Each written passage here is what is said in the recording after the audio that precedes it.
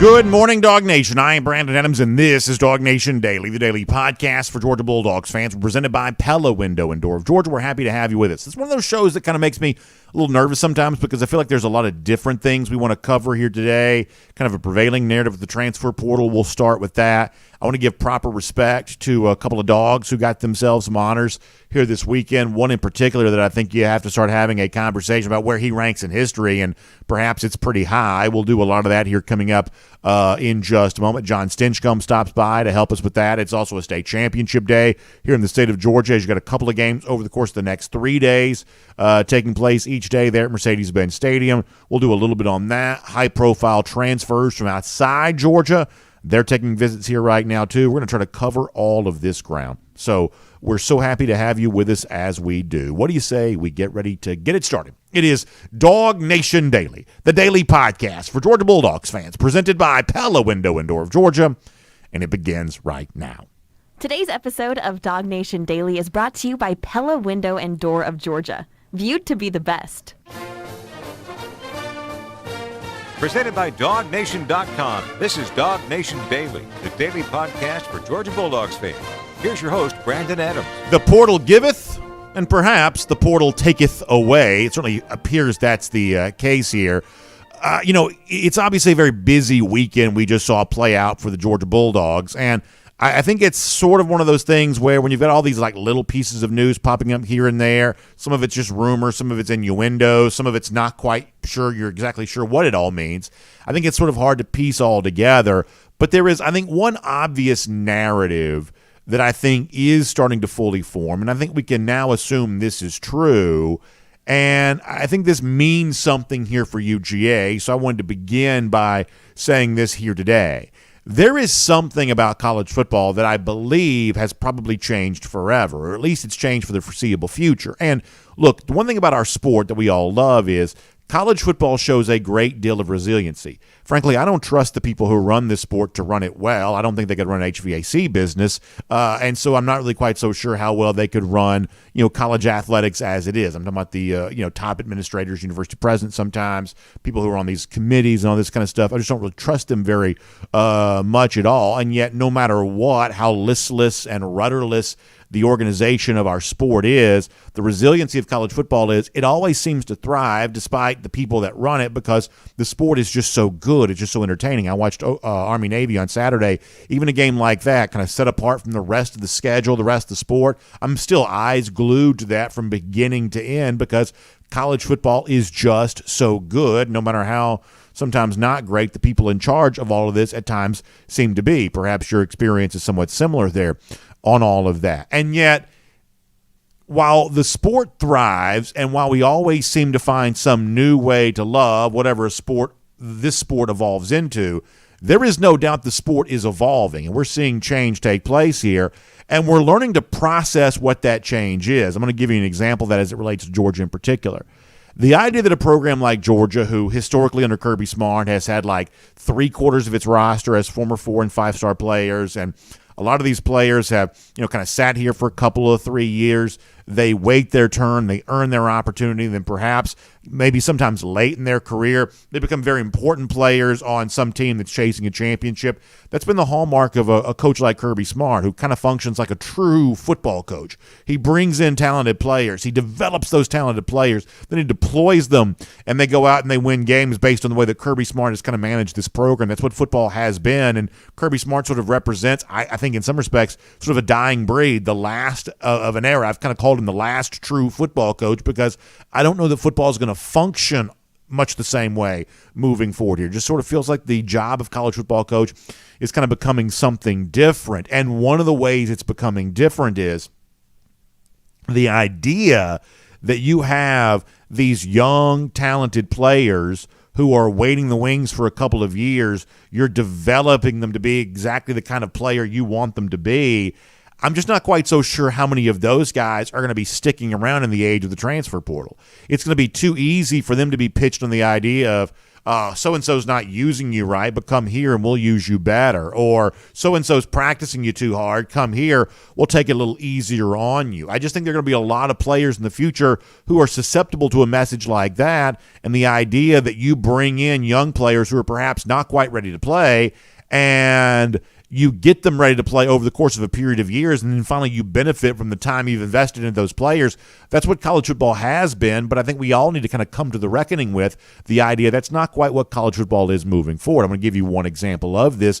Yazid Haynes has left the Georgia program. I'll show you this on Twitter. I guess it's Rivals who kind of put this out here. Adam Friedman, I believe, is the reporter there on that Yazid Haynes is entering the transfer portal. And I would say of all the names that we've heard go in for Georgia here thus far. Now, we're going to hear more of these coming in for Georgia at some point in time, but of all the names we've heard here thus far, Haynes may be the one that for Georgia fans right now perhaps ranks as the most disappointing in the respect that I think there are a lot of Georgia fans who sort of felt like Haynes had a very bright future at Georgia.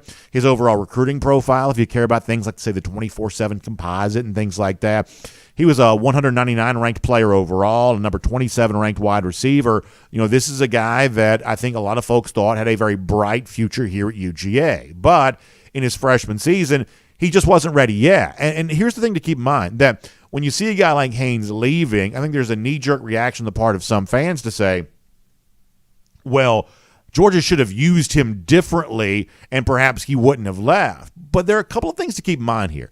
Thing number one is that the Georgia passing attack back in the 2023 season, which obviously has one more game remaining, but in the 2023 season was perhaps as productive as it has been at any point in time since Kirby Smart's been here, and almost any point in time it's been in program history. You'd be hard-pressed to say that Georgia did not have an effective passing attack here this season with Carson Beck at the helm and the guys that he was throwing to, many of them experienced players, either from other SEC teams or gaining the experience here at Georgia. You'd be hard-pressed to say that Georgia was playing the wrong receivers and there was a greater opportunity for Haynes than there was here this year. He was a developmental player being asked to wait his turn, and if he had waited his turn, perhaps one day he'd have the same kind of success that the more experienced players were having at Georgia. But obviously, it certainly appears based on this reporting, that's not exactly what he wants to do. And we can take that down now. But the other thing to kind of keep in mind on all of this as well is that when we hear about the very famous, successful freshman wide receiver, I think we have a tendency to kind of make that be a little bit more of the typical expectation for certain players at that spot. But the truth is, the very famous outliers, I think, obscure the fact that wide receivers actually a pretty developmental position overall in college football. Occasionally you have the guys like George Pickens who step in as a freshman and are almost good from the word go. Pickens was a very productive player in his first year at Georgia back in 2019. Most of the best schools have some example of a freshman receiver who just sort of stepped on the field and was good almost automatically. LSU and Alabama, they've had their guys like that there as well.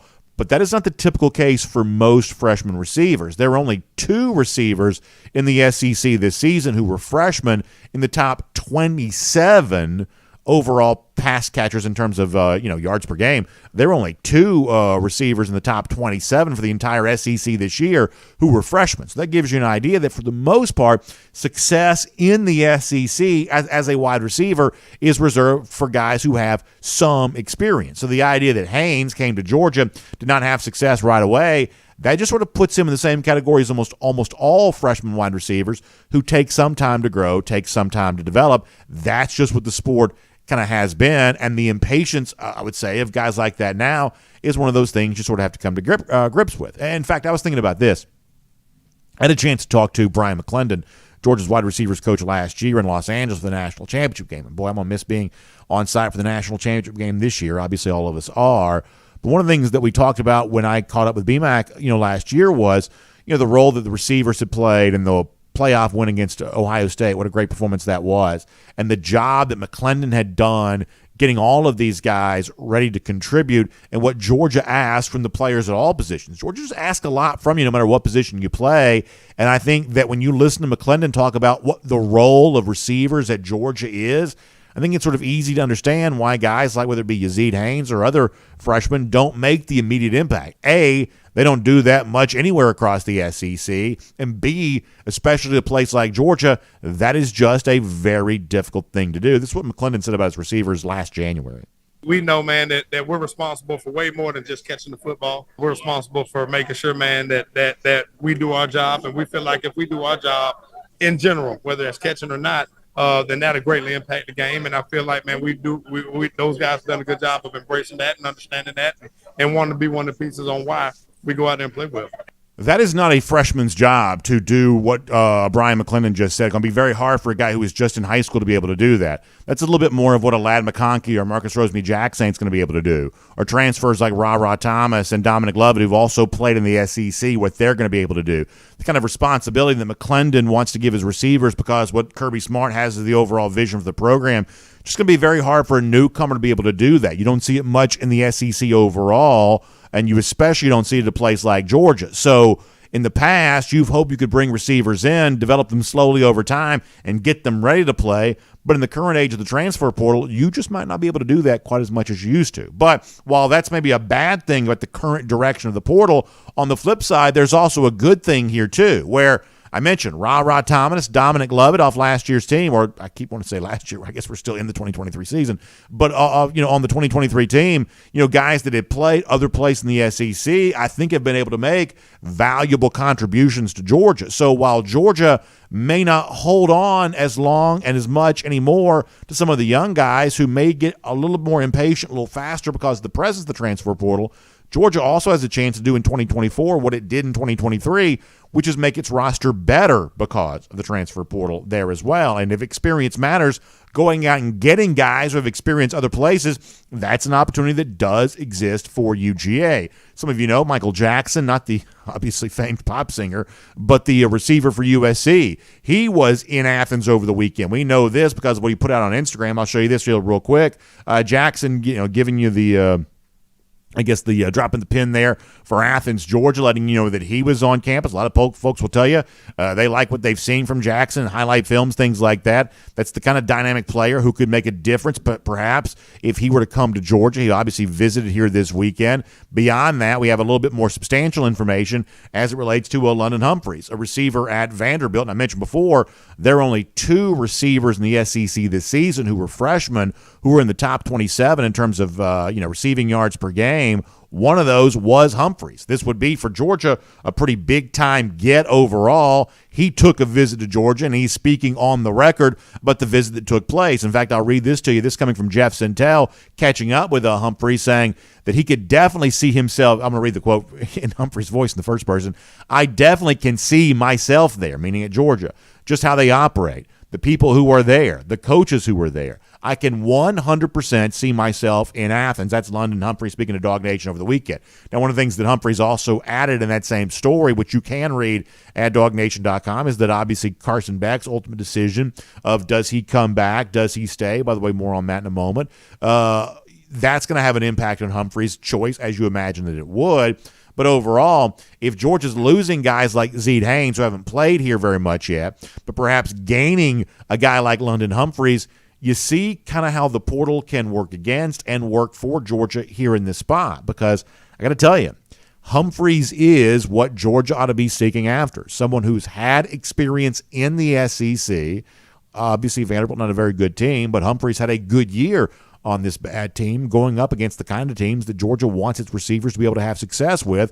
And that's what Humphreys has done here in the SEC as a freshman receiver there for Vanderbilt. And you kind of look a little deeper at this. I saw where, I'm not saying you should put a whole lot of stock and faith in these type of ranking type things, but I saw on the list of like the top 20 available transfers from like 24/7 Sports, they had Humphreys in at number 6 on this list, far ahead of a guy like Julian Fleming, who perhaps is a little bit more famous to Georgia fans who follow recruiting very closely, the former 5-star who went to Ohio State, who actually had some good catches against Georgia in the Peach Bowl at the end of the 2022 season, and who also, I guess, visited Nebraska here this weekend. 24/7 actually ranks Humphreys well ahead of Julian Fleming there on that list. So just something to sort of keep in mind here is that Georgia may be losing a talented and inexperienced player in Zeed Haynes, but the trade-off for that is they may get a chance to add a more experienced player who had success in the SEC right away. When you look at what has worked for Georgia, leaning on and utilizing guys who've done it before, who have had that experience, a developmental position like wide receiver. One of the reasons why Georgia had so much success through the air here in 2023 is because they had a good quarterback, Carson Beck, throwing to receivers like Rosemary-Jackson and McConkey when he was healthy, and Ra and Dominic Lovett, guys who had that SEC experience. So let's all kind of make peace with the fact that the transfer portal is going to take away your opportunity to watch how well some young players can develop in your program, but it also gives you the chance to go out and reach for the quick fix. Someone who got experience on someone else's dime and someone else's program who can come in and perhaps contribute for you right away. It's the good and the bad of the transfer portal. And this weekend, Georgia perhaps experienced both sides of that. My name's Brandon Adams, and this is DawgNation Daily, the daily podcast for Georgia Bulldogs fans, presented today by Pella Window and Door of Georgia. We are happy to have you with us, no matter how you get to us. Live on video. We start 10 a.m. across all video platforms, even earlier than that, 9:45 on DawgNation.com, the DawgNation app. We call that our First and 15. A little extra content, me taking your comments as we reflect on everything going on with Georgia football. It's our way of saying thank you for making our DawgNation platform, a kind of our sort of own platform here, on our native platform, if you want to use big tech language. Such a successful rollout for us over the last couple of years. We certainly appreciate that. And however you join us, we're thankful to have you there on that. Our podcast there as well, across all platforms. I know we had a little bit of a glitch last week on the Apple podcast. It seems like that's kind of worked itself out. Always know this. We are here every day. We do not miss. We do not miss. We have a couple of days coming up in late December here. We're going to have to do something a little bit different because of the bowl schedule and things like that. But we'll give you plenty of advance notice on that, and we'll still have shows for you on those days there as well. If our show does not show up in your feed, something very, very weird has happened. I've been doing this show for 8 years. I've had one sick day the entire time I've been doing this. We don't miss the show. We don't miss the show. So if the show doesn't show up in your feed, that means something weird has happened. So you can pop over to another feed and get that if you somehow missed it, if you're obviously willing to do that. And we'll see if we can get all that straightened out for you the next day. But if the show doesn't show up, something weird happened on their end, not our end, because we never, ever, ever miss a show. Radio, Athens Sports Radio 960 The Ref.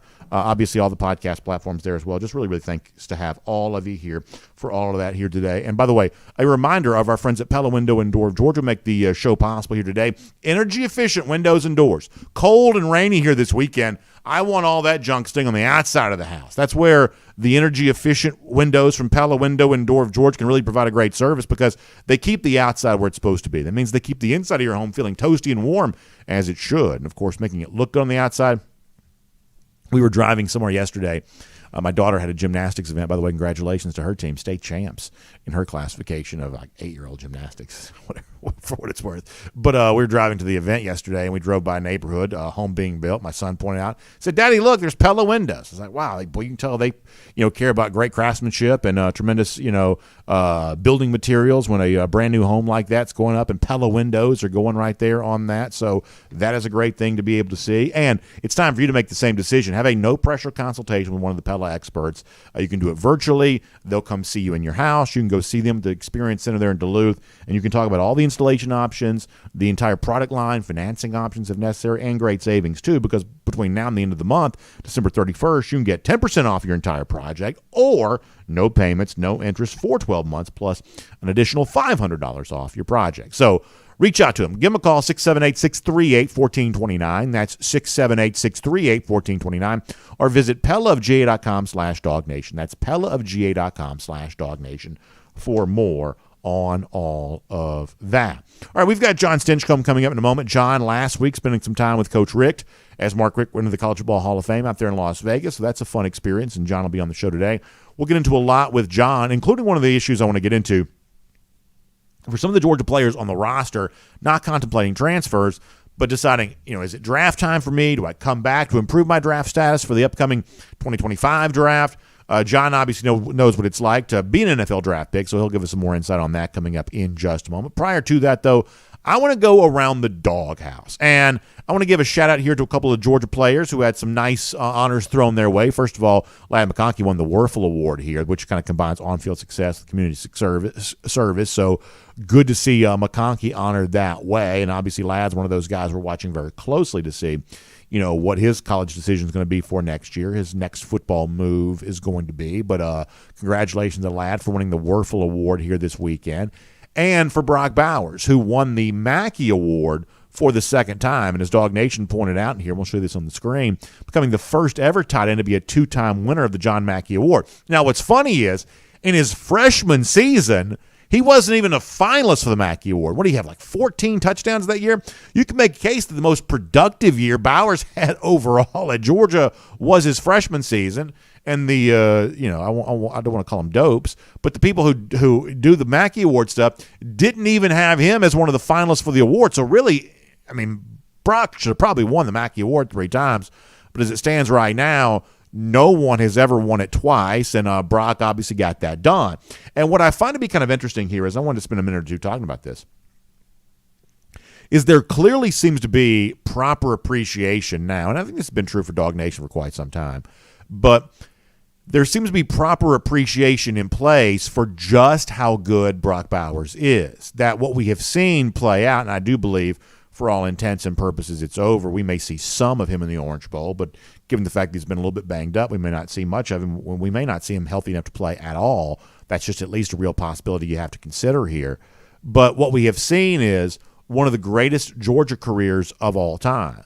I think you can make a pretty strong case that, for me, Herschel Walker is the best player in Georgia program history, because I believe that Herschel Walker is the best player in college football history. I think there's been an attempt to kind of erase Walker's football legacy, but around here, we're obviously not going to do that. We're going to recognize him as what he is, greatest college football player of all time. And so therefore, it stands to reason if you're the best player ever, you'd also be the best Georgia player ever. That's what I believe that Walker is.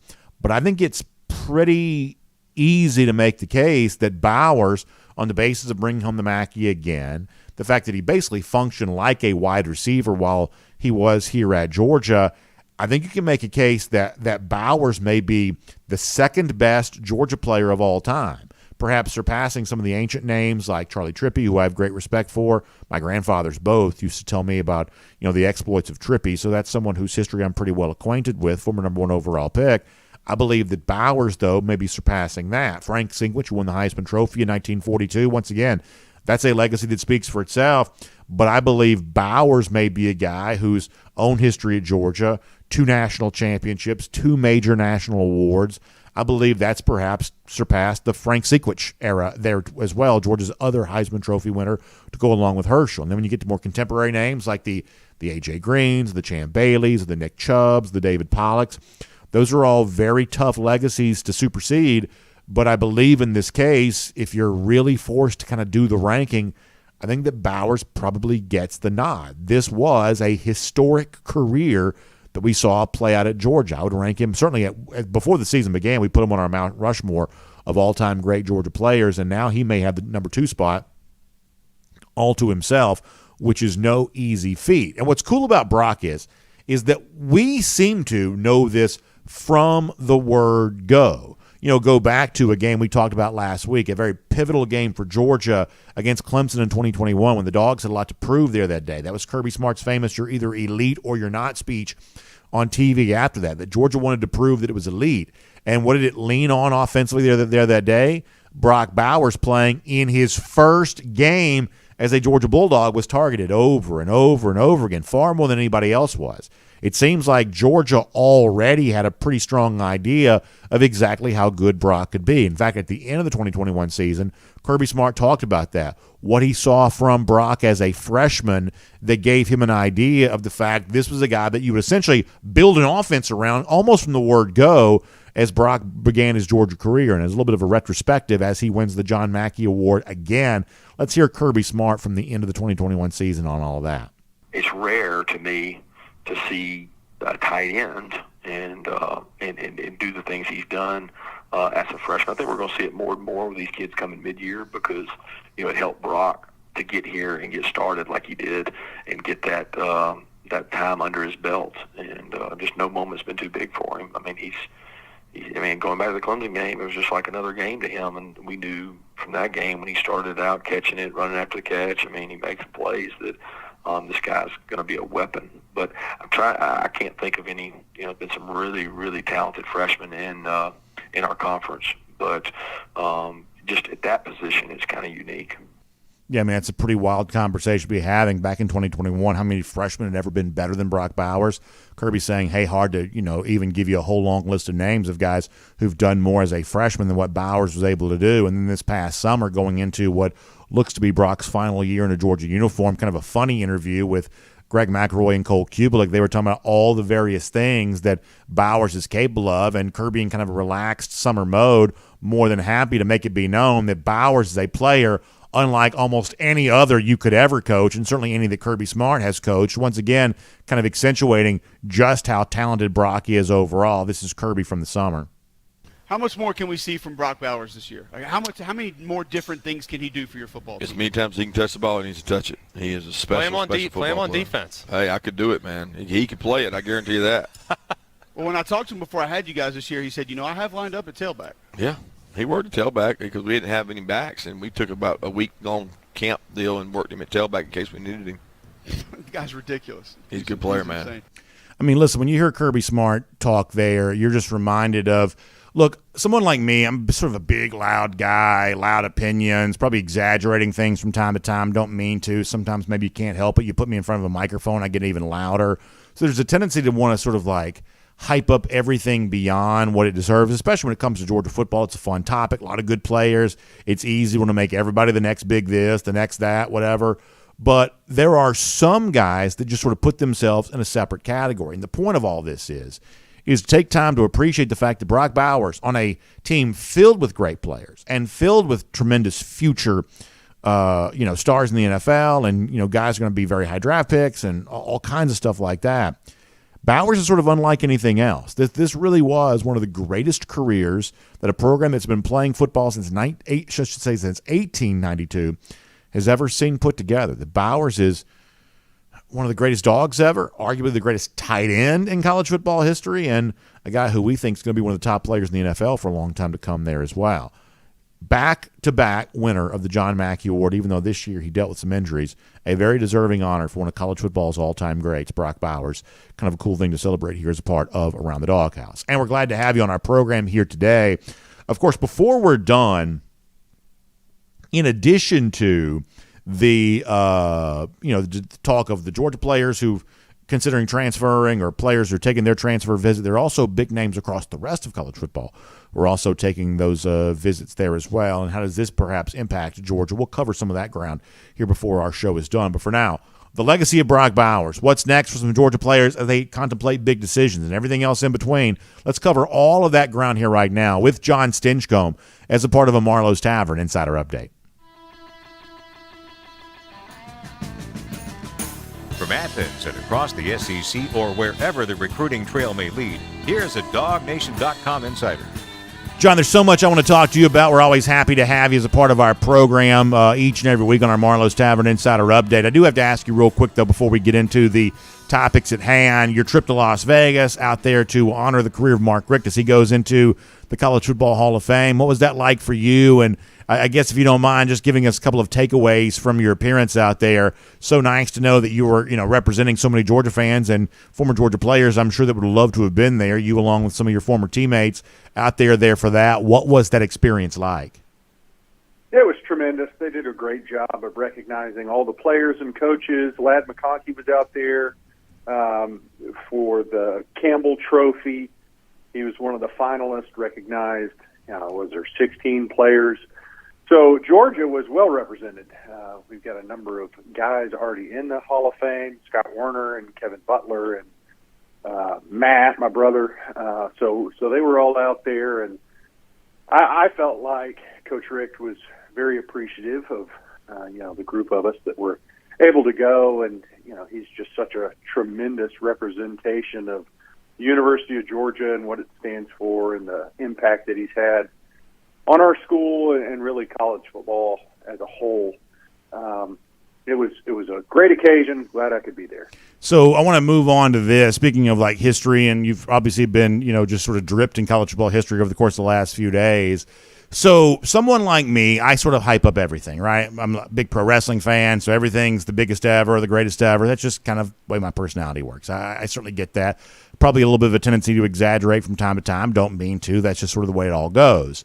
But in the case of Brock Bowers, I do think it's really important to talk about the kind of career that's put together. To me, this is probably the second greatest player in program history. I believe that Herschel Walker's number one. I believe that Brock Bowers is probably number two, which is a major statement to make for a program like Georgia, who's had as much success as it has had since 1892, when this program, kind of first began playing football. I think you can also make a case that legitimately Brock Bowers might ought to be considered the greatest tight end in the history of college football there as well. Like, where do you kind of, obviously we're not going to talk about every, tight end that's ever played. That'd take too long. But where do you kind of catalog the career of Bowers, if it is indeed done, if he does move on to the NFL, which I expect that he will? Like, what kind of rarefied air do you put the Bowers career in after he wins the John Mackey Award again? Oh, he's one of the most elite to ever play the game in college football. So for a position that's a little bit of a hybrid, it's part offensive line, part wide receiver, and for him to excel in both phases of those games is a testament to how truly special he is. I'll defer to guys like Ben Watson, who have said unquestionably that Brock is one of the very best to ever do it. And you're talking about one who who did it at a very high level, both collegiately and professionally. And if you're looking at that Mount Rushmore of Georgia players, Brock belongs up there because of the impact that he's had and just the special nature, the elite ability that he's brought to the position. So I don't think it's hyperbole. I know I think you're kind of painting this picture that it could be a little extra hype. With Brock, it's not. I mean, it's hard-earned, and he's one of the very best to ever do it. Yeah, for me, I mean, I guess you're trying to figure out a way to sort of properly chronicle this. You think about where Kyle Pitts was drafted. That's maybe the kind of thing that Bowers is chasing come April. Can he be drafted as high as Pitts was? If you think about some of the other more, certainly, very productive tight ends that have come through, in college football, there have been some good ones, obviously, but I think the Bowers numbers, are going to stack up pretty well against almost anybody there on that. And ultimately, for me, John, it kind of comes down to that if you judged Bowers only as a wide receiver, forget the fact that, he functioned very well as a tight end for Georgia, sometimes playing the traditional role of being a blocker and things like that. But if you judged him as a wide receiver against other wide receivers, he was in the conversation for the Blitnikoff Award here this year. I think with a full season of productivity, go back and look what he did as a freshman in 2021, what he could have done here this year.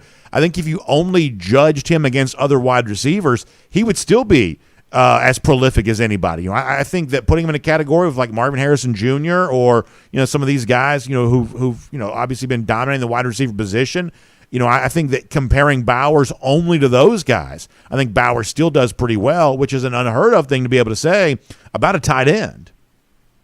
Yeah, and it's the way football has gone over these past few years. But that is, if you're a defensive coordinator, you're saying the number one passing threat from this Georgia offense is Brock Bowers. And that's with Ladd McConkey, who I've got a great deal of respect for, and the emergence of guys like Marcus Rosemy-Jacksaint and Dylan Bell and some of the others. But the number one passing threat out of this offense is Brock Bowers. And it's similar to the way George Kittle is used in San Francisco, a guy that's willing and able as a blocker, but as a receiver can really hold his own with some of the very best out there. And that's the same vein that Brock has been used and the skill set that he possesses. So, it's one of those guys that is willing and able to do both and excels at both, and specifically as a receiver has made himself into one of the very best threats that an offense can provide against the defense. One thing that's exactly right. One of the things I was talking about as well before you joined us here today is it seems like we're having to make peace with what the transfer portal is. The idea you go out and bring in a player like, say, Haynes, a wide receiver who I think is talented, but the SEC is not a place where freshman receivers typically thrive. There are only a couple of receivers, almost like the top 30 this year in terms of, production yards per game who are freshmen. This is just not a freshman league for wide receivers necessarily. And so Haynes coming to Georgia, spend some time developing here this year, but obviously, there's going to be a little bit of restlessness and impatience when you do have the chance to bolt somewhere else, especially if someone somewhere is telling you you can do better somewhere else. So Georgia sort of loses out on Haynes. I think this means that moving forward, the idea that you bring in talented, potentially elite level prospects and kind of expecting them to wait for a long time, I'm not quite so sure how much of that's still going to be left over in college football moving forward for a place like Georgia. But on the flip side of that, you also have a chance to host a receiver like London Humphreys, who was a very talented freshman in this league this year, pretty rare find, and a guy that kind of fits the bill of what Rod Thomas and Dominic Lovett provided for you here during this 2023 season, which were guys with SEC experience who lended that experience to you and what I think ended up being about as productive of a wide receiver core as Georgia perhaps has ever had. That you're kind of just sort of getting used to all of this now, where you're going to lose some guys in the portal that you don't want to, but you do seemingly have a chance every year to make your roster a little bit better. You can't remake your roster completely with the transfer portal. No one's going to. But, boy, you sure can spice it up with a little receiver here or a little bit of a defensive lineman there or something along those lines. And I think that's the thing we're all kind of processing right now, John. Do you agree? Absolutely. And I still am trying to wrap my head around it. As you look at the SEC, and I'm not exactly sure what the average number of transfer portal entries is, but it's probably somewhere around 12 per team, which is almost staggering to consider.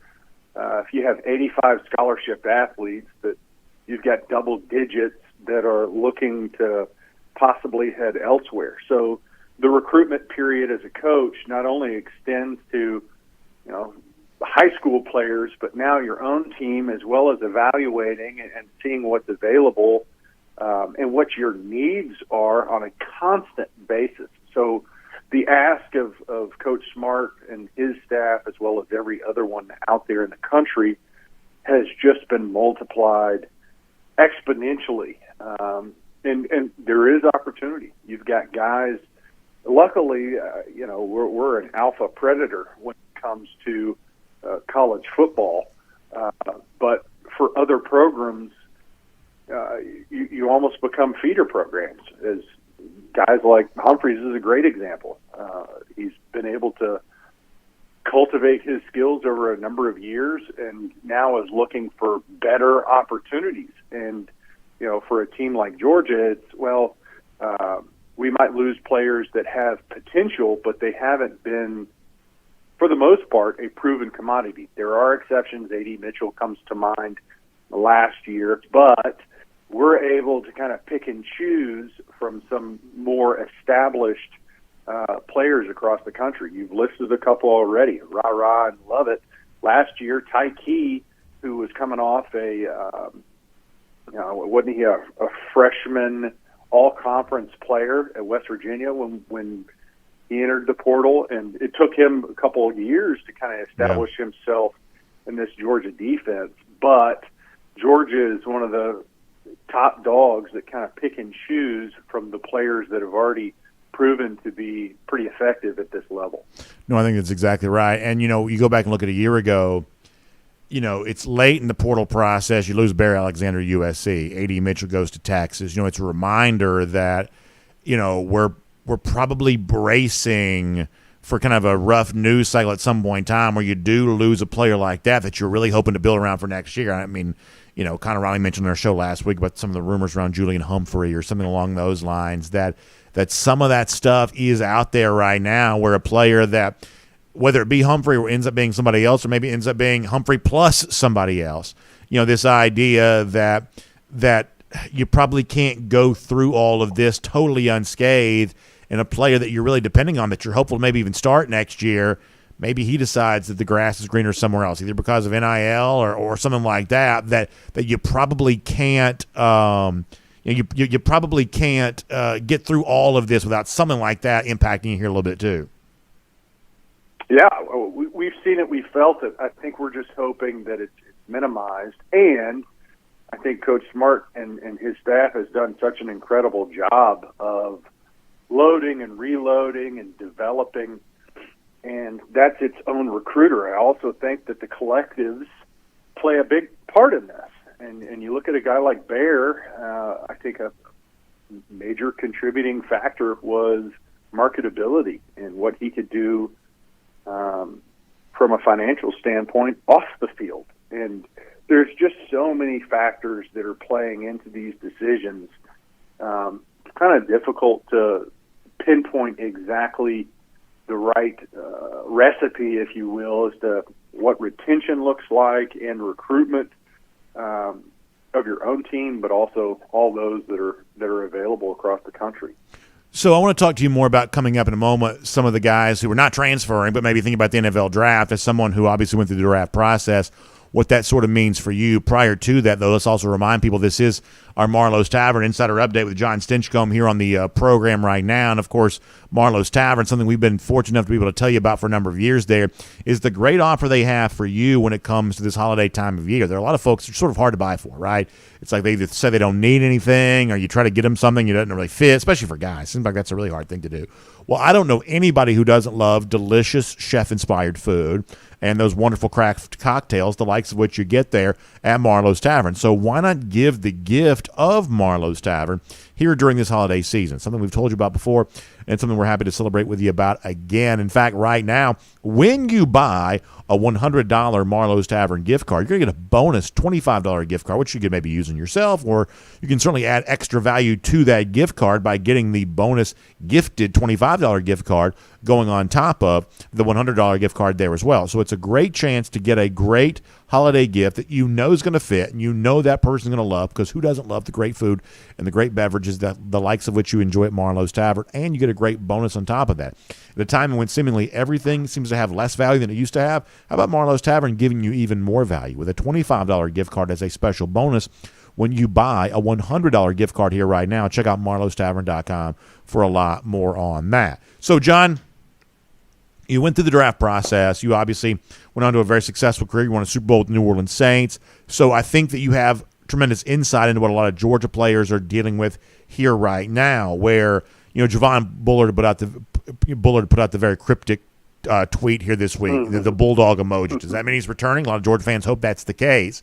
There's rumor mill out there that maybe Ladd McConkey might consider coming back if Carson Beck comes back. And by the way, what is Carson Beck going to do?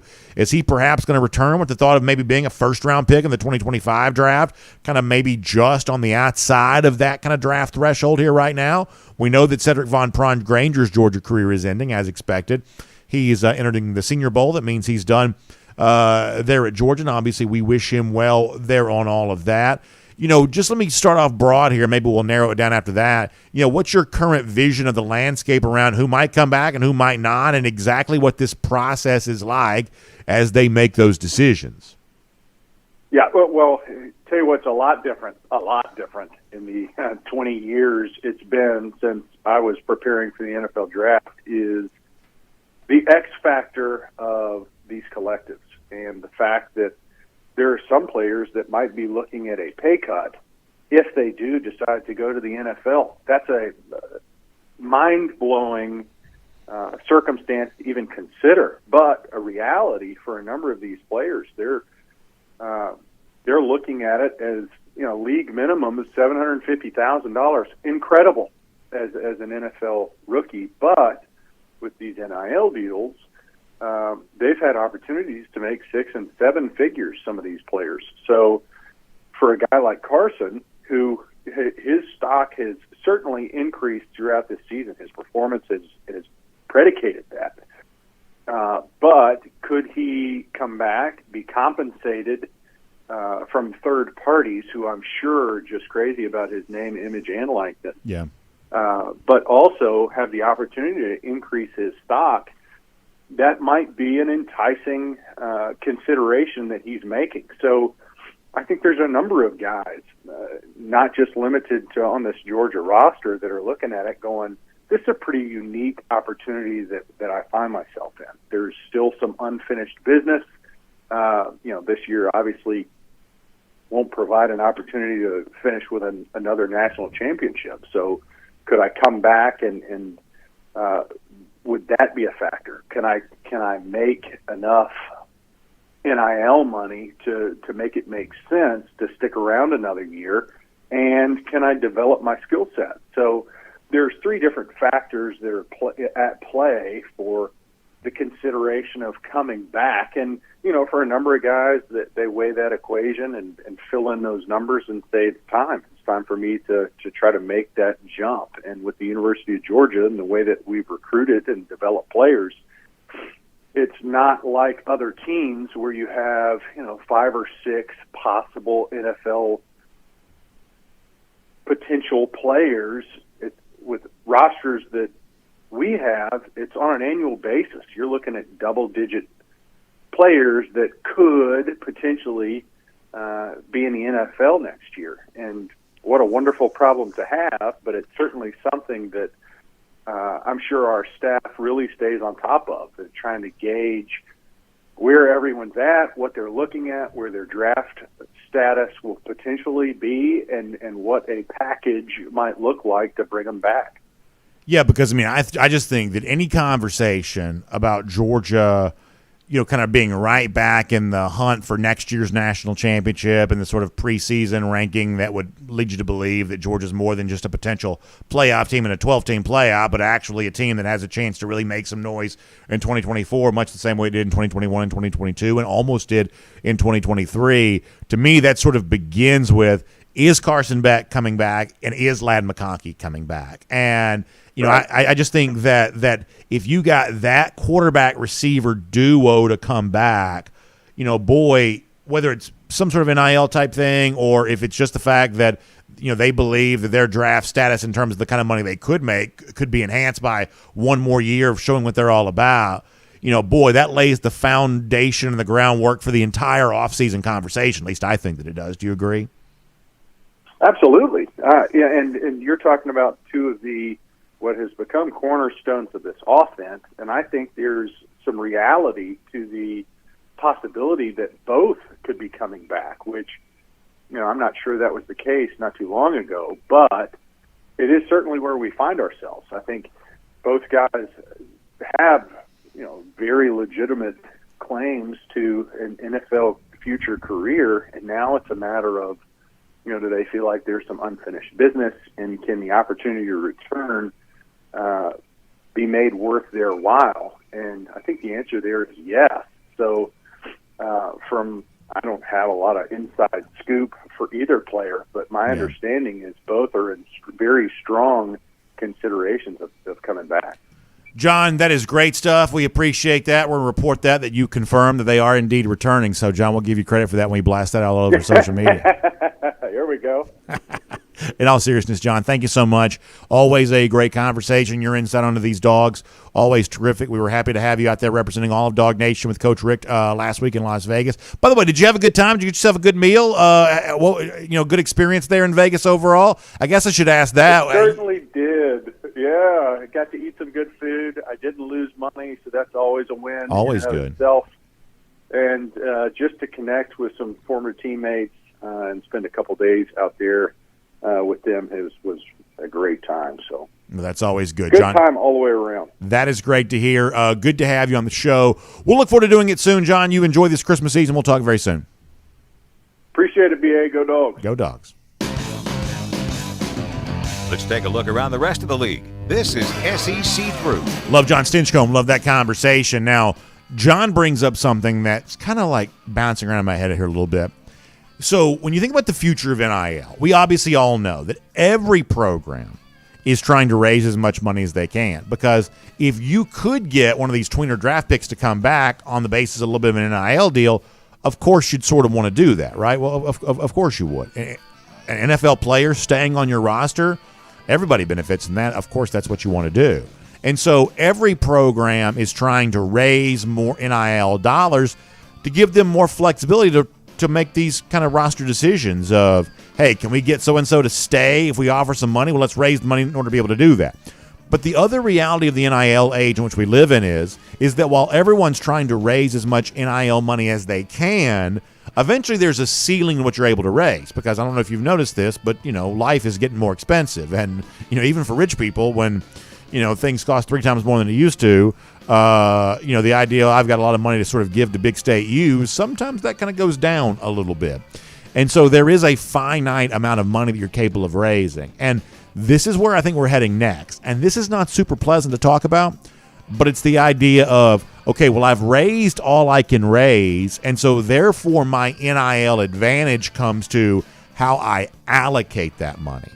And I think a lot of us like the idea of, hey, if you come to Georgia, you get a chance to cash in, and Georgia's going to do NIL the right way. It's going to pay the guys who've kind of been here and sort of earned it.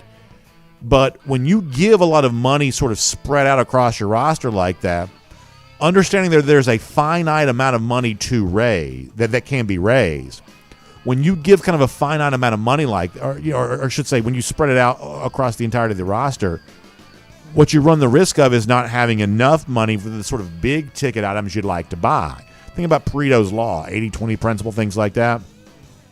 If you really want to make the most impactful NIL type decisions, you're probably giving about 80% of your available NIL funds to a small number of players on your roster because those are the impactful guys, those are the bidding war guys, and they almost always play premium position. Quarterback, edge rusher, wide receiver, offensive tackle, everything that sort of stems from the quarterback, those kind of become the premium positions in sports, stopping quarterbacks, helping quarterbacks on the offensive side. So this to me is the future of NIL. We don't like the idea of that, telling player X, I'm sorry, we can't pay you because we got to give the money we would have given you to player Y because he's just worth more money in the open market.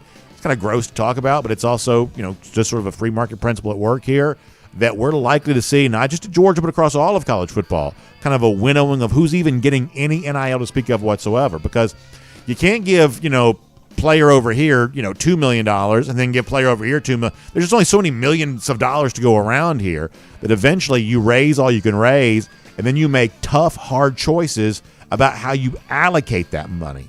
And the people who allocate their funds the best towards the positions that impact the field the most, those are going to probably end up being the winners when it comes to NIL. That is just the reality of the situation. Now, let's get ready to go cruise around the SEC courtesy of Royal Caribbean. Remind you what a great experience it's going to be. April of 2024 on board Allure of the Seas for the next iteration of the DawgNation Cruise. And I hear from people all the time. It seems like April's kind of a long way away, but it's actually not quite as long away as you might think. In fact, we're almost to the new year, where all of a sudden we're not saying next year anymore. We're saying, hey, it's just a few months away, and that's kind of where we are on this here right now. So as you're making your plans for the upcoming year, I really believe, this is kind of a free aside, that when you're thinking about what your big rock's going to be for the upcoming year, planning trips and vacation and things like that are just a really important thing about setting the stage for the year, that we're going to prioritize having fun, we're going to prioritize enjoying ourselves, and we're going to work hard around all of that. But one of the most important decisions you can make to begin a new year is the fun that you're going to be able to have. And so we think that the DawgNation Cruise ought to be on that list for you. So check out RoyalDogs.com. That's a website put together by our friend Jessica Slater, great travel agent. Royal Caribbean believes that a great Royal Caribbean cruise vacation made even better when you have a great travel agent helping you out. So Jessica, RoyalDogs.com, that's the website she's put together. You can also give her a call, 770-718-9147. That's 770-718-9147. Or you can find her email, jslater@dreamvacations.com. That's jslater@dreamvacations.com. It's bigger and better than it's ever been before. We want you there for it, the DawgNation Cruise. Coming up April of 2024, on board Allure of the Seas, going to Nassau in the Bahamas and Perfect Day, Coco Cay. All right, let's go through a couple of stories here for a moment, including some sad stuff to get to here in a second, but happier stuff prior to that. So on Saturday night, we saw Jaden Daniels win the Heisman Trophy for LSU. I was really happy for Daniels on this. He had a terrific season. And I like this for a few reasons. A, if the Heisman Trophy is going to be the true best player in college football, which it almost never is, if it was, Brock Bowers would have gotten more consideration. Do you realize Carson Beck wasn't even in the top 10, which is, I think it's kind of crazy. But, whatever. But the point is that Daniels winning, if you want the Heisman Trophy to be for the best player in college football, I think you've got to broaden this award out beyond what it has traditionally been, which has kind of been sort of an award for best player on best team. If that becomes the template for the Heisman year after year, then a lot of very deserving winners or very deserving candidates are just not going to get strong consideration. And Obviously, I'm a Georgia guy, so if there's a chance to make the argument for the Georgia player, of course I'm going to want to do it because, as we say a lot around here, if we don't, who will? But I'm also in favor of unorthodox Heisman decisions. Like a couple of years ago, we pushed Jordan Davis. Now, we obviously are sort of, homers for JD, of course, so there's, clearly an emotional opportunity to kind of push him there on that. But beyond that, I think a defensive lineman ought to be able to win this award. I think a non-quarterback, it used to be that running backs win this all the time. I think a non-quarterback or a non-running back, a non-star skill position player ought to be able to win this award. So if there's a chance to favor an unorthodox choice, I think it's good for the Heisman to do that. And Daniels, in some respects, sort of represents that because he was a quarterback that was on a team that lost 3 times. But Jaden Daniels doesn't play defense. The LSU defense was terrible. And Daniels had nothing to do with the horrible LSU defense. You judge him on his own merits, and he essentially gave you a season of a great running back plus a great quarterback. That's what he did, just given that overall profile. How can he not be the Heisman quarterback? Plus, if you really want to watch this stuff closely, go back and look at Bo Nix's season. How many of his passing yards were compiled on very short throws? More than you probably realize if you weren't watching those Oregon games.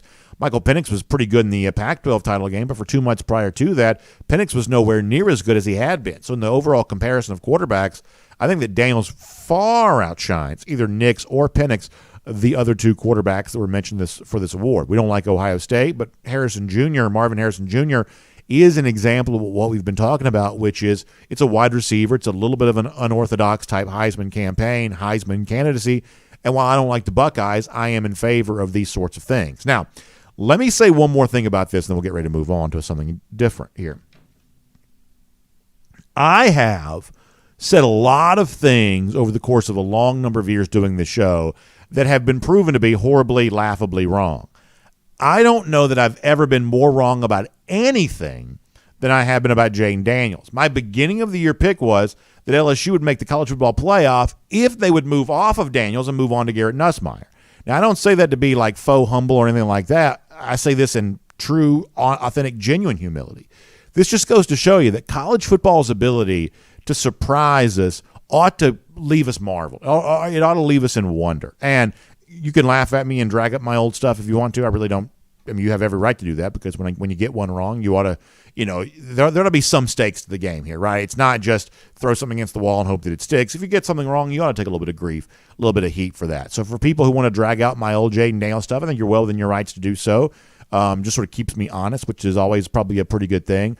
But I was unbelievably wrong on Jaden Daniels. I didn't think he was very good.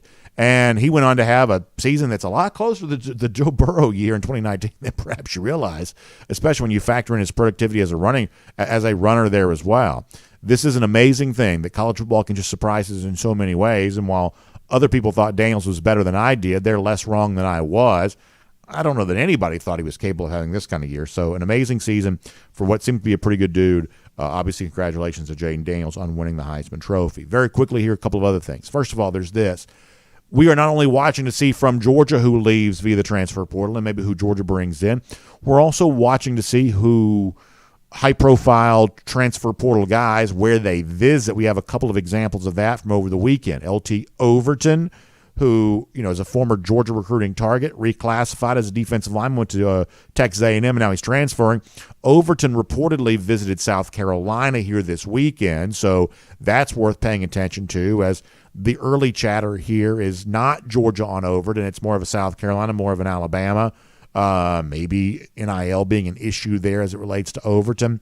Same thing for Walter Nolan, who I think reportedly visited Oregon here this weekend too.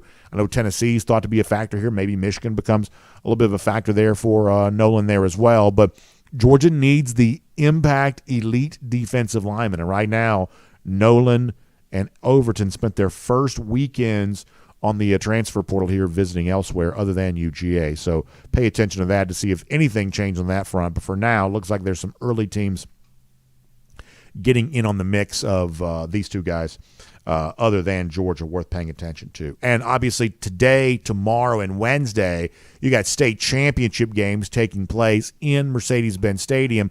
So we'll probably spend a couple of minutes here highlighting some of these games here, including today. couple of games that have Georgia interest here. First of all, at 4 p.m. today, you've got Prince Avenue. This is the Single A Division I state championship. Prince Avenue Christian against Swainsboro. Swainsboro's DeMello Jones. That's a UGA commit. So if you want to watch that today, DeMello Jones, a Georgia commit in action there against the Prince Avenue team. A lot of you know this. Some of you may not. So Greg Vandegrift, Brock Vandegrift's father, is the head coach there at Prince Avenue, and they've really picked up right where they left off when Brock left. Kind of a record-setting offense. Brock putting up big numbers.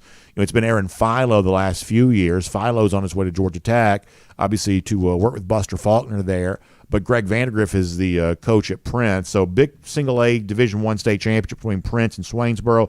DeMello Jones, the UGA commit, going up against the Athens area school and Prince Avenue Christian. And then Manchester versus Bowdoin is the single-A Division II state championship for today. And, man, how incredibly sad. I don't know a ton about this story other than that it's apparently true.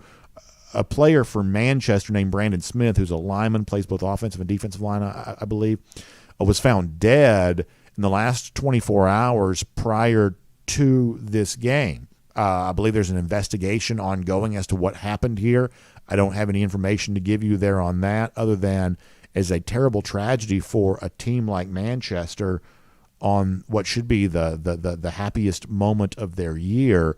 Just incredibly sad. There's been so much sadness related to high school sports here. I know our friends in Gainesville have gone through a terrible tragedy. It relates to one of their baseball players, and now you find this out about Brandon Smith. It's just unbelievable sadness for the folks in Manchester. So for anybody kind of down there in that part of the state, we do send you authentic, sincere prayers. Just so sorry that this is going on as Manchester gets ready to play for a state championship. Incredibly sad. Obviously confusing in terms of the details and all of this. If we find out more information, we'll certainly give it to you. As far as what's going to happen on the field, obviously Justice Terry is a Manchester player and a Georgia commit. This is a guy that you're going to love in the class of 2025. Very impressive defensive lineman against a Bowdoin team that can really score a lot of points here. So a couple of chances to see some Georgia commits, DeMello Jones and Justice Terry. That ought to be a lot of fun. But obviously prayers to our friends in Manchester for the incredible sadness of the loss of life for one of their players here.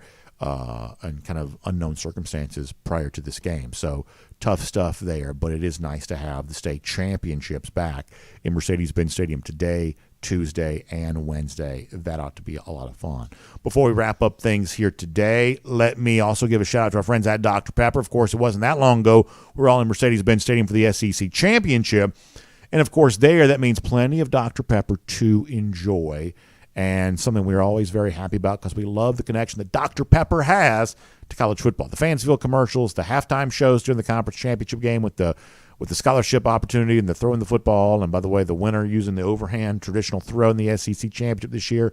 Traditionalists all rejoice at that. But as you're heading towards bowl season and the Dogs heading down to Miami and everything else, make Dr. Pepper a big part of that experience for you or a big part of your holiday season overall because it truly is the one fans deserve, the rich, one-of-a-kind flavor of Dr. Pepper, whether it be the strawberries and cream, the Dr. Pepper Zero Sugar, the Diet Dr. Pepper, which I love, or just the regular Dr. Pepper, which is also delicious there as well. Actually, yesterday I had some regular Dr. Pepper. We were celebrating my son's birthday. He turned 12 today. By the way, happy birthday to him. And for a little, we always have like pizza and cookie cake, and I decided in honor of that I'd bring out the regular Dr. Pepper and had the fully leaded Dr. Pepper. That was delicious. Let me just tell you that. Anyway, Dr. Pepper, the one fans deserve, makes you enjoy some here this holiday season as we head towards bowl season. Good to have Dr. Pepper here on DawgNation Daily each and every week there as well. All right, so as we wrap up, I think one of the things that a lot of folks were trying to do this weekend was figure out how you occupy your time in sort of the first weekend without Georgia football. A lot of Army-Navy, a lot of Heisman Trophy ceremony, some college basketball, some stuff like that. A little bit of NFL, I guess, this weekend there too. And maybe it's a time to enjoy some of your hobbies and your pastimes there as well. In fact, we'll give out a golden shoe in relationship to that here today. Meriwether Dog sent this to us on Twitter that he caught Blackberry Rose 500 feet down off Key Largo. And then Miss Bulldog was cooking it with her batter. Healing food, he says. That looks good. A little fish fry like that with some fresh caught fish off Key Largo. Boy, I'm telling you, some of y'all are just living the good life. Down there in Key Largo, fishing and stuff like that. That's a good way to spend the first weekend without Georgia football, indeed. Bulldog, thanks for sharing that. We will give you a golden shoe for that. By the way, speaking of the state of Florida, fun fishing down there, but not fun college football. It's been 1,129 days since the lousy, stinking Gators have beaten Georgia. We love that number. We watch it to keep on climbing. And we'll see all of you back here tomorrow on DawgNation Daily, presented by Pella Window and Door of Georgia. And on video, time now for the R.S. Andrews Cool Down. R.S. Andrews, the one you turn to for your air conditioning, heating, plumbing, electric needs. They will show up on time. They'll do the work that's promised, the price that's promised. You can trust them on all of that. All right. We're going to take your comments. And we're going to bounce through the comment section. I can't go crazy long today, but we're going to do, decent little stretch here for a minute.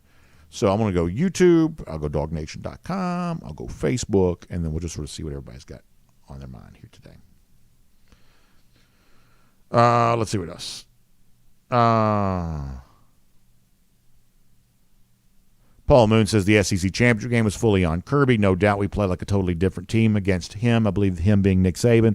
I've been thinking a lot about that. I mean, I think one of the things you run into against Alabama is that, Georgia's so capable of dominating lines of scrimmage against most of the teams that it plays. And so, therefore, everything kind of works when you're used to that. And when you don't have that obvious advantage against Alabama, unfortunately, Georgia appeared to be at a disadvantage. I think a lot of the game plan stuff kind of falters based on what Georgia's just typically able to do. It's the one opponent that probably causes Georgia – I mean, clearly it's the opponent that causes Georgia the most trouble. No doubt about that. And so Georgia's going to play them in September. And it's one of those things to probably keep in mind of, okay, well, you're not going to have the line of scrimmage advantage in their own stadium. You may even be at a disadvantage. So what do you do to counterbalance that? Maybe there wasn't enough of that this 2 Saturdays ago. Maybe that's the case.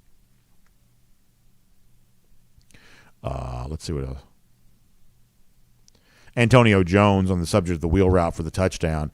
Look, we don't get into like the finger pointing stuff a whole lot around here, but that play was not on Chambliss. That play was on Raylan Wilson.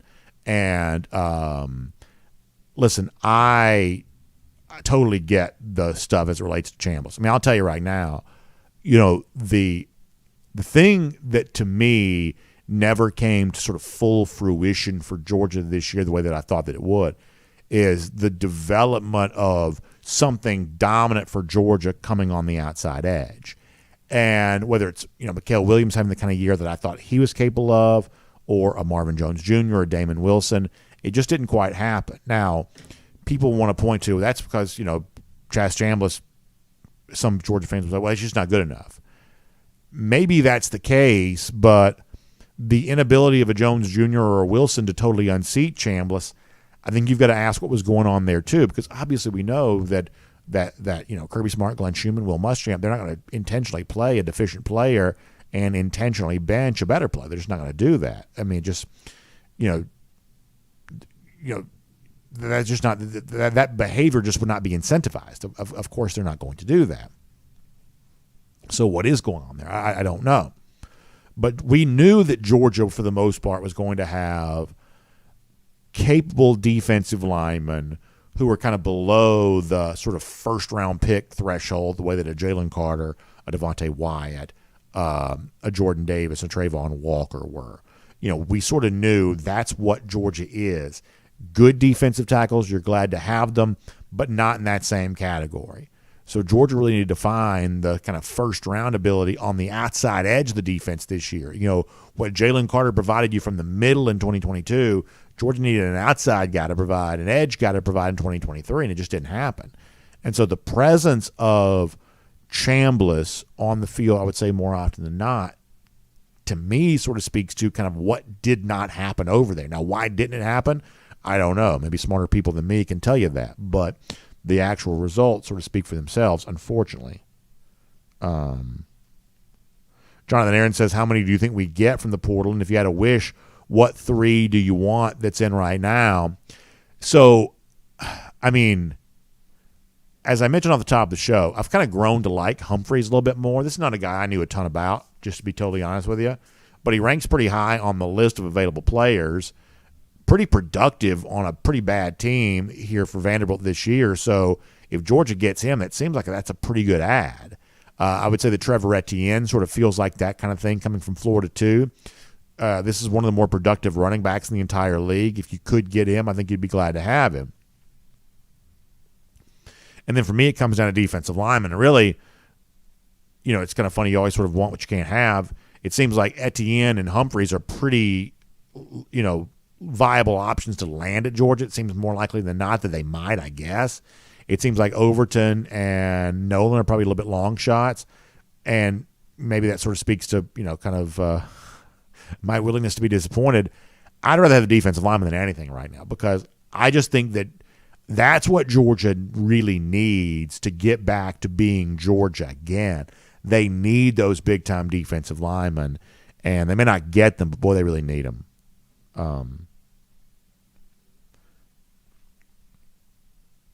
Let's see what else.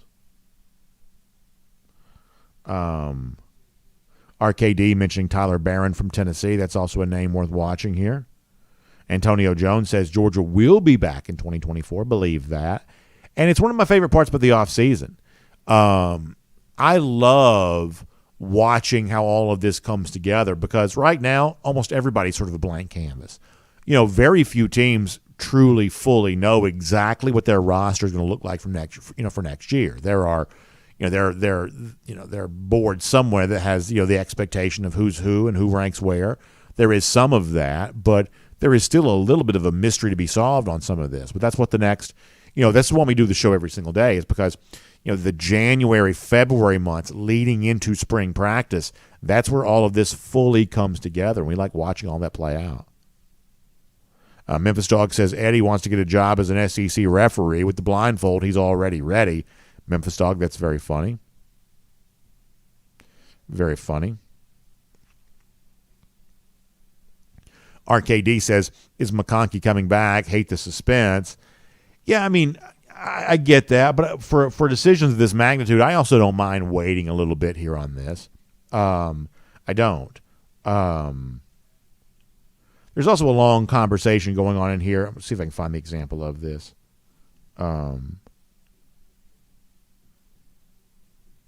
Basically about, Kirby being out-coached against Nick Saban. I just don't know that I fully buy into that. I don't. I mean, go back and look at the totality of the Saban versus Kirby stuff. 2017, that's Kirby's second year on the job. Nick Saban was the unquestioned top coach in the sport. And, the idea that Kirby almost winning that game, but not, said something bad about him. To me, it said something about how quickly he was making himself a player on the scene. 2018 SEC championship. Once again, it's a game that Georgia had a lead in and let it slip away. But y'all, going into the game, Georgia was a huge underdog that day. People forget this because they got blown out in the national championship. Alabama, during the regular season, was being treated as one of the all-time great teams in history. They were. They were treated week to week a lot more like that than 2019 LSU was. Even though 2019 LSU eventually finished as one of those teams, that's not how they were treated during the year. But Alabama, week to week in 2018, was being treated as a unstoppable juggernaut. And there weren't tons of Georgia fans. And this is one of those things that's hard to remember now. There weren't tons of Georgia fans going into that game in December of 2018 who were outright picking Georgia to win the game. They just weren't. Alabama was being treated as a very, very good team, and Georgia was being treated as one of these teams that needed to have some things go right in order to win that game. So once again, Georgia almost winning that game. I don't think that speaks to anything deficient about Kirby. Obviously, you're disappointed. It was a heartbreaking game because you felt like you could win it, but nobody, I think, changed their opinion of Kirby as a coach on the basis of that game. At least they certainly should not have. Then they play again, 2020. You've heard me say this before, but that was an empty stadium. That was a very different kind of Georgia team. Georgia is the worst defense of the Kirby era by far. You can put a lot into that game if you want to. I certainly don't know that I do. 2021 SEC championship. That was not a game that Georgia had to win. And that maybe come across as excuse making or what, but Georgia played far worse that day than it had played at any point in time that year. And by the way, you also saw the difference in performance in the national championship game.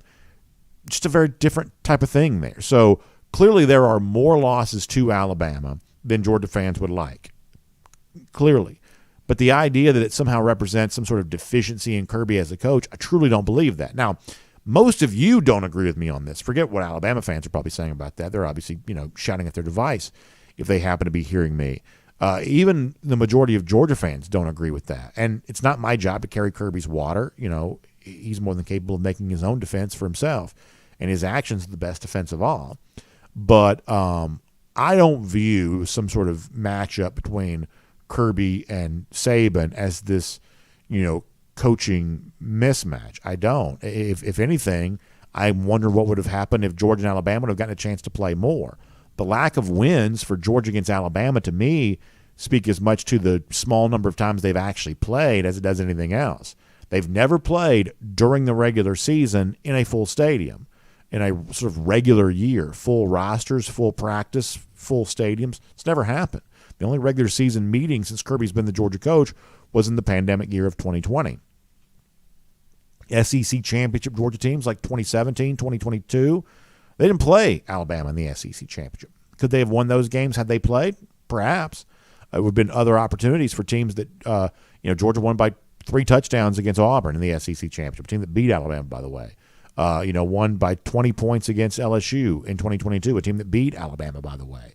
Those would have been more opportunities for, Georgia to get another win against the Crimson Tide and kind of quiet down this idea of this being the mountain that Kirby Smart hasn't climbed enough. He's climbed it, but now it's the goalpost moves to he hasn't climbed it enough. And I get that. I do. I get that. It feels like a hole in the resume right now. But to me, a lot of that just sort of relates to the small number of times these coaches have actually done battle against each other, more so than some sort of problem that Kirby has in that particular game. Crow King 123 says, I don't think it's a mental Kirby mismatch against Saban. He says, Saban just seems to know the best way to stop Kirby. Kirby gets cute, thinks he needs to change the game. Maybe that's the case, Crow King, and obviously I love your comments on a weekly basis around here, but I think one of the reasons why Saban looked like the better coach 2 Saturdays ago is because he had the better defensive line. And in most of the games, once you have the better line of scrimmage, you're going to look like the better coach. And when you don't have the advantage on the lines of scrimmage, it does seem like you're trying to get cute or trying to be desperate or trying whatever you can try, because it is very difficult at times to coach around a mismatch on the lines of scrimmage. And unfortunately for Georgia, it was getting whipped on the line of scrimmage. Kirby Smart's even admitted that. Let me bounce around some of the other comment sections.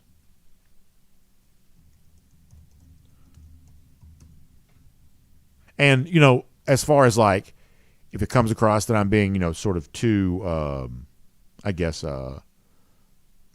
Ministry of Information propaganda in favor of Kirby on that, to me, the biggest question that Kirby Smart faces right now is, and I kind of briefly alluded to this a little earlier, it's not how do you win a battle of wits against Nick Saban. I truly don't believe that Nick Saban makes better game day decisions than Kirby Smart does. I truly don't believe that. I think the biggest question facing Kirby Smart is, and I do believe everybody has a right to ask this, and Kirby Smart, I think, has an obligation to answer it, at least in terms of how he behaves, if he wants to stay on top of the college football world. It's how do you properly allocate your NIL funds to make sure the top impact players are on your roster? That's what it comes down to. Everybody wants to raise more NIL money, but at some point in time, boom, you bump up against the ceiling of what you're capable of raising. And so then it becomes an issue of, just like we all do, we all try to make as much money as we can, and based on the money we can make, how do you budget the money that you do have? This is the issue for Georgia. It's you raise what you can, and then you budget what you have. And how do you budget that money to make sure that you're going after the kind of premium positions, defensive linemen in particular here, that give you a chance to be a very, very competitive football team. See, I think the world we're heading towards, this is not super pleasant. And it's the kind of thing that maybe ought to cause you to question the entire process and the entire system as it relates to right now. I think we're looking at a landscape in college football in a couple of years where a small number of players get a lot of money and the overwhelming majority of the roster doesn't get anything. I think that's what NIL is heading towards. And I hate to be that way because it makes it seem like I'm being harsh or cruel or whatever else. Listen, if it was up to me, every player that plays at Georgia, they'd all get millions of dollars because obviously if there was, unlimited funds, unlimited money, you'd just be passing around all over the place. But where college football is going to, because every collective probably has less money than they were hoping to have, or the majority of collectives have less money than they thought they were going to be able to raise. Raising money is just hard. It just is. So how do you choose to use the money? And you're going to see, pretty big, what's the phrase you always hear in the news, income inequality. You're going to hear a lot about income inequality in terms of college football NIL moving forward. That's just where this is going. And how you manage that well, giving the most money to the most marketable players at the expense of players that you'd love to reward for what they're doing for your program, that's a tough job, but it is on the way. Pete Williams says, to be honest, it's not hard to be the best coach at adjustments when the other coach doesn't make any. I mean, are we going to say that Kirby didn't make any adjustments in the SEC championship? So this is where maybe I'm giving them too much of the benefit of the doubt. I don't think they wanted to live in a world in which Carson Beck was dropping back a whole, long time and giving the Alabama pass rush 3 and 4 seconds to get to them. I just don't think they want to live in that world. And so when you say, well, why are they running like the end around down near the goal line? Why are they doing this? Why are they doing that? I think almost every why are they doing this type decision was made on the basis if they do a traditional drop back with Carson, something he'd been doing all year long, taking 4 seconds to get rid of the football because you want to make deep throws and attack deep down the field and things like that. If they want to do all of that, I think that they thought that was going to be a disaster. And that, you can come back from an unsuccessful play, but you can't come back as well from a disaster. If you're losing 10, 15 yards on the sack, that's going to really put you behind harm's way. And, as it stands, it just sort of is what it is. I mean, it's a 3-point loss. There's a 6-point swing on a field goal they got because of a fumble, a field goal that Georgia missed. I mean, the one thing I do hate, I hate hot takes on hypotheticals because no one can ever prove it to be true. My sort of hypothetical hot take is if Georgia could have gotten through the SEC championship, gotten the injured players hurt, I don't believe any of the teams in the college football playoff would have had a chance to play it close to Georgia. But that'll never be proven. It's a worthless opinion. It's a hot take on a hypothetical. Nothing with less value than that. But that's sort of what I believe. Let's see what else.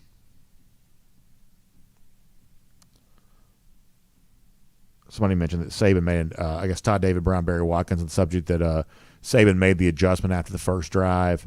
Yeah, but we saw, I mean, how many times we see Georgia on the other end of that all year long, giving up the opening drive touchdown and going on complete lockdown after that. I mean, it's not like that's a coaching decision that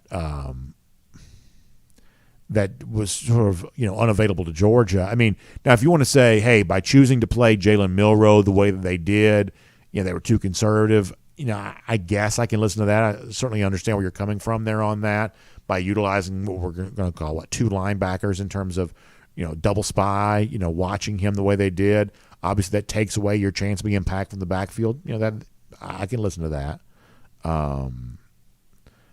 I don't know that I view this as an example of Georgia being like out-schemed or outwitted in that SEC championship. I think they were outmanned up front. I really do.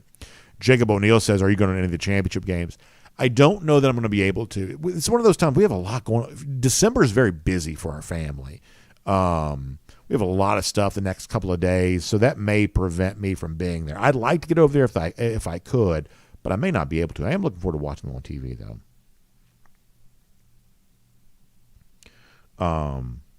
William Camacho wishes my son a happy birthday. I appreciate that. Thank you very much. Yeah, 12 years old today. Can you believe that? 12 years old. Craig Jones says, when Bama put 4 in the box after the first drive, life changed. Our 4 in the box didn't pressure Milroe enough. Bottom line, they won the line. Watching again last night in the SEC network had me shouting at the TV all over again. Yeah, I mean, I think that Craig is kind of touching on what I sort of believe is true is that I just thought Alabama looked like the better team on both lines of scrimmage in this particular game, and that's hard to overcome. Betty Power says her son's covering the Manchester game today. Betty, that's awesome to hear. And obviously, as we said before, incredibly sad circumstance around that Manchester team here right now. Prayers for them for sure. I read Varnado says that Gunnar Stockton will be the next quarterback to win a national championship for UGA. Got to have a dual threat quarterback these days. So, Red, I definitely agree with you that when you watch what Milroe does, what Jaden Daniels does, when you watch what these very athletic quarterbacks are capable of doing and how harmful it is to opposing defenses, it makes you wonder, well, does that mean for Georgia that the ability to run the ball ought to be a little bit of a prerequisite? Certainly Stetson Bennett got great mileage out of that. Georgia's red zone production went way up because of his ability to run down near the red zone. He had, 10 rushing touchdowns in 2022? That's a lot to match. And so from that standpoint, you kind of wonder if moving forward, Georgia does need more of that, which is not to say that, obviously Carson Beck's great. I think that Carson Beck's a very good quarterback. But when you start thinking about long-term future for UGA, valuing someone as a little bit of a plus prospect because he also brings that ability to run the ball too, there is something to be said about that. Trippy Charlie says Dogs had 2 NFL-ready receivers, and when both got injured, that limited the options. Bad calls and all, Dogs still only lost by 3 points. It is what it is. Beyond the crap happens aspect, I don't see any reason to feel negative on any level. I think that's probably true for the most part, that not having 100% of Brock Bowers, not having 100% of Ladd McConkey certainly limited what Georgia did offensively. It was still a game that Georgia had a chance to win. I think the negativity here is that I think the playoff would have set up well for Georgia if it could have been in there. If you could have just, like you said, you almost got past Alabama anyway, even with the injuries. If you could have just figured out a way to do that, would have been set up. And obviously the historic achievement of 3 straight national championships would have been amazing. For all the Monday morning quarterbacking that we're hearing in our comment section, the one thing I'm surprised we don't hear more of, and perhaps it's unfair to even ask it, but the one thing I'm surprised we don't hear more of is why Brock Bowers played against Tennessee if that's the game in which he got hobbled, which made him less than 100% for the SEC championship. I think you have to sort of wonder of, was there a better, you hate the idea of like load management in college football. I do get that. So perhaps, staying at full strength and full focus was Georgia's reason for wanting to play Bowers, and maybe that was the best and a very good reason for making that decision. But if you're going to sort of Monday morning quarterback any decision here, the decision to play Bowers against Tennessee, you kind of wonder about that a little bit. Randy Hall says, cherish these times with your 12-year-old son, a teenager soon. Yeah, it's kind of funny, and of course a lot of you remember being 12 or you've had 12-year-olds and things like that. You definitely get the sense that, it's just he's obviously, growing up a little bit, right? Even from this time a year ago, or even from like a few months ago, it just sort of changes really fast. But he's still a great kid. Just a wonderful kid. And my daughter is there as well. And the one thing I think that my wife and I have done pretty good job of is that we have tried to soak up every one of these childhood memories, because we have thankfully had a lot of people in our life that have been, able to point out that, childhood in a roundabout way actually goes by pretty quick. As the cliche goes, the days are long, but the years are really short. And I think we've had some insight into that. And so, sometimes it sort of feels like a grind, and sometimes it sort of feels like, oh my gosh, it's like what's going to happen next in terms of some issue that has to be managed. But then, those sort of special childhood memories and moments, they once they're over with, they're just over forever. And so we try to keep that in mind. Thomas says the game was all about injuries. Bowers, Ladd, Dumas Johnson, which was huge, he says, and the loss of Bear Alexander to the transfer portal. Yeah, for everything you want to say about Bear, and certainly there's plenty that can be said, the sort of impactful defensive lineman that he could have been, I think that Georgia was pretty obviously missing that. I think you're right. Duval Dog says when Georgia beat Alabama, they were down their top 2 receivers as well. Yeah, Duval, I heard something about that. I remember hearing something about that. Sequoia Dog says, I remember 1980 through 82. Back then, we were thinking we'd be set and be in the hunt for the national championship every year. Best to appreciate how good things are today, you never know where things will be in the future. It is true. And obviously, I mentioned this when it came to Jaden Daniels winning the Heisman Trophy. The future is pretty difficult to predict. And right now it seems like, well, Georgia ought to be in the mix for national championships for many years to come. But, sometimes the future has a way of surprising us. I hope we don't have an unpleasant surprise coming as it relates to all of this. But it is important to both be optimistic and kind of forward-thinking and planning about what the next, couple of years are going to look like, while also taking some time to appreciate, my gosh, most college football fans never live through what we've had the great privilege of living through.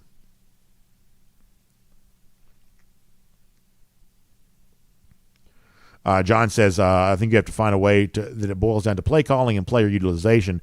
You can't expect her players to put up points. No, from that standpoint, too, I guess if you want to kind of get into, well, how come, Dylan Bell wasn't used more? Obviously, he had the fumble, so maybe that's part of the reason. But, I sort of expected there to be more of Dylan Bell in the game. So maybe leaning on some of those playmakers who were available. Maybe there was more that could have been done there on that. Let me go back across other platforms here for a moment. Pizza Man says, tired of Bama beating us in our house, we should own the Benz. Certainly a fair point. Jalen Jackson says, I've been talking about the lack of receiver recruiting under Kirby for years. Can't have an NFL first-round quarterback with average wide receivers against Alabama that'll get you beat. So I totally acknowledge, Jalen, that the kind of like receiver who creates separation would have certainly made it a lot easier for Georgia against Alabama. I totally acknowledge that. Now, Alabama has a very good secondary, so obviously it's going to be pretty hard to create separation against that secondary. But overall, I have kind of come to believe that whatever Georgia's doing in terms of the receivers that it's going after and the offense that it's running for those receivers, it's just kind of working. I mean, they're averaging about 40 points per game for the last 3 years. I think you'd be hard-pressed to say that's not really working, even though it's not really first-round receiver-type talent. Now, they have had a guy on this show that we've called maybe the greatest tight end of all time, who certainly played like a wide receiver one. So maybe there's a reckoning coming next year if there's no player like Brock Bowers. Maybe that's the case. Maybe we'll find out, actually, when you don't have a player of the talent level of Bowers, it kind of highlights some of the other deficiencies within the program. Maybe that's the case. But Georgia's been a little bit of a system for producing receivers that kind of get kind of a pretty good level of production across the board. No big year from any one guy, but pretty good year from a handful of guys. That seems to sort of be working. And if you want to get into the Jeremiah Smith business or the business like that, that's where your NIL dollars have got to go. And Jalen and others may say, well, that's where I want them to go. I want you to spend big and bring in the big-time wide receiver. But if you do that, that's less money for other things. And, given the fact that Georgia seems to be having good success with sort of a, I guess with all due respect, what I might call sort of a middle-tier prospect at the receiver position, Georgia's doing pretty well with that level of prospect. I don't think you're going to have the same level of success with like middle-tier defensive linemen. I think that there are some positions, for whatever reason, it seems like to me, and I feel like if I did research this, I would have this validated, although I don't have all the research in front of me. It seems like recruiting is more important on defense than it is on offense. Just does. There are a lot of examples of, programs putting up a lot of points with sort of the middle-tier prospects offensively, but you don't see great defense from like middle-tier defensive prospects. That it takes the top 100 type guys, the high 4, 5-star type guys. And so given the fact that Georgia's offense is really working pretty well with the caliber of recruit they're getting at the skill positions, because keep in mind, Carson Beck was not, everybody's All-American necessarily either. He wasn't a 5-star. He was, outside the top 247, I believe. Inside the top 300, but outside the top 250, I think, if memory serves there on that. But what they're recruiting offensively is working. I think there's a little bit of a drop-off in talent defensively that they got to kind of get back to, and that's going to probably cost you some money, I believe. Let's see what else. Aaron Dixon says in another note, Shanahan, I believe something like Kyle Shanahan's the best play caller in football, just beautiful. Yeah, he's a sharp coaching mind. I'll never forgive him for the one, obviously the dumb decision not to run the ball near the end of the Super Bowl, but obviously going to coach there in San Francisco, he has proven himself to be one of the sharpest minds in the sport. Paul Moon also kind of reminding us that the back recruiting profile dropped as his senior year, playing with less talent around him down there in Florida. That's certainly true. Wildman Slayer says we didn't have that guy in the middle on the defense, and this year I would say that was true. All right, final comments. Jalen Jackson says you can't have Dylan Raiola throwing to 6th and 7th rounders. We've got to get that man some elite talent. Jalen, here's what I'll tell you. I know a lot of Georgia fans very much agree with what you're saying. I definitely do. As we said off the top of the show, I don't think you're going to have 22 first-round type guys at every position anymore. I just think the roster management part of this sport is going to make that pretty difficult to do. I would favor putting the emphasis on the defensive line, but I promise you, Jalen, there's more than a handful of Georgia fans who agree with you over me in that topic. So I know that's the case. G. Grace makes an interesting point saying that Stetson Bennett couldn't sling it like Carson Beck, but Bennett was clever and he could run. That demoralizes the defense. Demoralizes is a good word. A running quarterback definitely has the ability to demoralize a defense.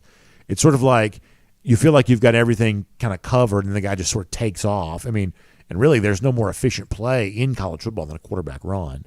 On a per-play basis, it's going to be the most productive of all plays because oftentimes it happens when everything else is covered and it just, represents, sort of a total breakdown. All right. Back on Facebook, back on DawgNation.com. We'll wrap it up.